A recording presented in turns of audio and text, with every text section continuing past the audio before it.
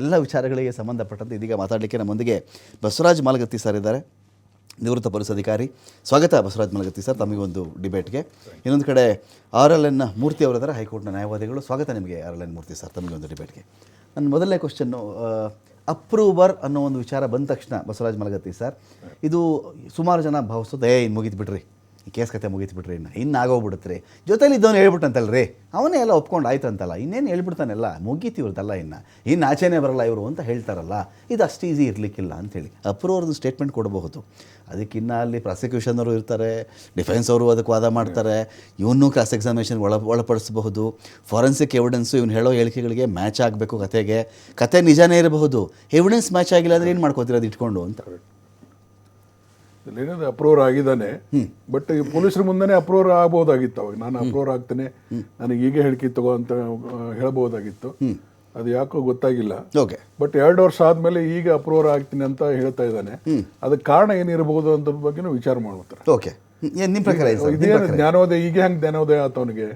ಅವ್ನಿಗೇನಾದ್ರೂ ಏನು ಒತ್ತಡ, ಅಪರಾಧಿ ಪ್ರಜ್ಞೆ, ಬೇಸರ, ಶಿಕ್ಷೆ ಆಗಲ್ಲ, ಜೈಲಲ್ಲಿ ಇರಕ್ಕಾಗಲ್ಲ. ನನಗನ್ಸ ಮಟ್ಟಿಗೆ ಆ ವಿನಯ್ ಕುಲಕರ್ಣಿ ಕೇಸ್ನಲ್ಲಿ ಒಬ್ಬ ಅಪ್ರೂವರ್ ಆದ, ಕರೆಕ್ಟ್, ಅವನು ಆರಾಮ್ ಜೈಲಿನಿಂದ ಹೊರಗೆ ಬಂದ. ಇನ್ಸ್ಪೈರ್ ಆಯ್ತಾ? ಅದು ಏನಾದ್ರೂ ಇವನಿಗೆ ಇನ್ಸ್ಪೈರ್ ಆಯ್ತಾ ಅಂತ ನನಗೆ ಅನಿಸ್ತಾ ಇದೆ.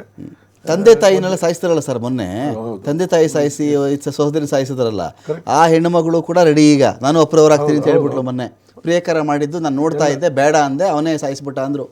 ಇಲ್ಲ, ಇದು ಪ್ರಭಾವ ಬಹಳ ಮಂದಿ ಮೇಲೆ ಬೀರ್ತಾ ಇದೆ.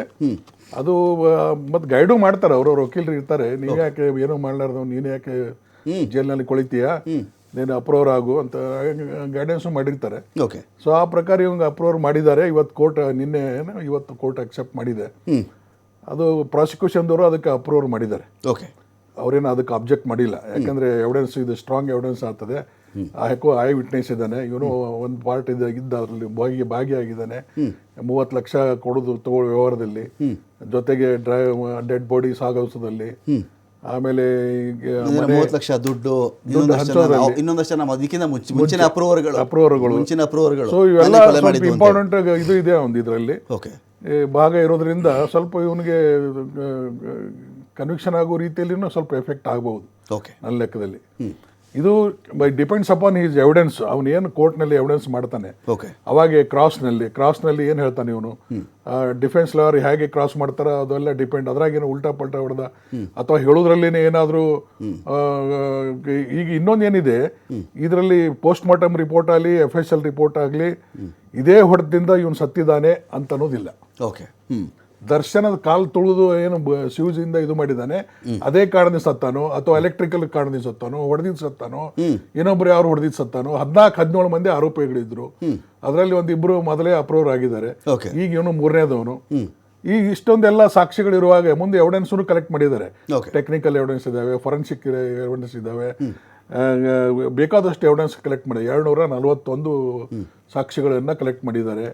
ಇದು ಒಮ್ಮೆ ಅನಿಸ್ತದೆ, ಇದು ಲಾಂಗ್ ಪ್ರೊಸೆಸ್ ಮಾಡಿ ಇದು ಎಲ್ಲಿ ಮುಂದೆ ಇವನು 1 ವರ್ಷದಲ್ಲಿ ಏನು ಮುಗಿಸಂತ ಹೇಳಿದ್ದಾರೆ ಸುಪ್ರೀಂ ಕೋರ್ಟು, ಎಲ್ಲಿ ಅಡ್ವಾನ್ಸ್ ಆಗಿ ಇವನು ಇದು ಹಾಕಿ ಮುಂದೆ ಬೇಲಿಗೆ ಬರುವಲ್ಲಿ ಎಲ್ಲಿ ಇದು ಅನುಕೂಲ ಆಗ್ತದೆ. ಈಗ ನೋಡಿ, ಇದು ಅಪ್ರೂವರ್ ಆದ ಕೂಡಲೇ ಇದು ಪ್ರೊಸೆಸ್ ಸ್ಟಾರ್ಟ್ ಆಗಿ ಮುಗಿಬೇಕಾದ್ರೆ ಮಿನಿಮಮ್ 1 ತಿಂಗಳು ಬೇಕು.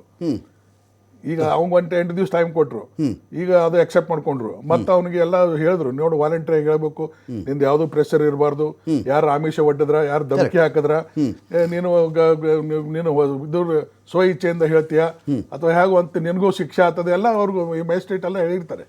ಇದೆಲ್ಲ ಅವರು ಇದನ್ನ ಸೆಷನ್ ಕೋರ್ಟ್ನವ್ರು ಮಾಡ್ಕೊಳ್ಳೋದಿಲ್ಲ, ಸಬಾರ್ಡಿನೇಟ್ ಕೋರ್ಟಿಗೆ ಡೈರೆಕ್ಷನ್ ಕೊಡ್ತಾರೆ. ಅವ್ರು ಇದನ್ನ ರೆಕಾರ್ಡ್ ಮಾಡ್ಕೊಂಡು ಅದನ್ನ ಲಕೋಟಿ ಮೇಲೆ ಇದಕ್ಕೆ ಸೆಷನ್ ಕೋರ್ಟಿಗೆ ಕಳಿಸ್ತಾರೆ. ಬಟ್ ಅವಾಗ ಏನು ಟೈಮಿಂಗ್ ಕೊಟ್ಟಿರ್ತಾರೆ, ಅವ್ನು ಏನು ಕೋರ್ಟ್ ಮುಂದೆ ಡಿವಿಲಿ ಮಾಡ್ತಾನೆ ಅದ್ರ ಮೇಲೆ ಡಿಪೆಂಡು, ನಾಳೆ ಕ್ರಾಸ್ ಮೇಲೂ ಡಿಪೆಂಡು, 2 ಮೇಲೂ ಡಿಪೆಂಡ್ ಆಗ್ತದೆ.